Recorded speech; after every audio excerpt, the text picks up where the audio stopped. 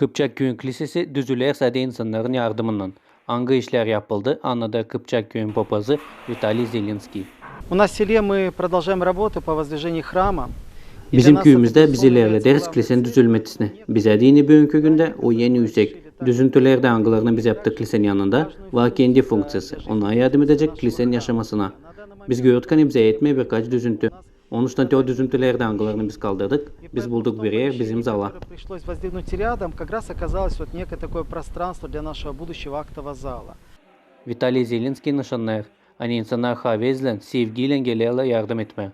O söyler, hani Allah'ın lavı yetişsin dini, herkese lazım kendi kuvvetini koysun. Сегодня нас радует, впрочем, как и другие Bizi дни, что sevindirir, люди hani insanlar köyden gelir. Hepsi işle angıları yapılır burada, parasız. İnsanlar hep öyle barabar, incileri kaldırarlar, kiliseleri, duvarları. Net işinde biz görürüz, onlar hepsi yapılardı ileride. İnsanların ruhu yüksek orada. İnsanlar gelir sevgiyle, bizi bu iş sevindirir. Это все делалось все это время. И дух у людей поддерживается, люди приходят с любовью, и нас это радует. Vitaliy Zelenskiy sağ ol söyle Kıpçak Köyün insanlarına hani heberel yardımcı olaylar başarma düzmeye kiliseyi. Onu şanlar hani lazım uşakları çağırma kiliseye. Lazım bilme laf etme onların dilinde. Lazım onlardan işleme.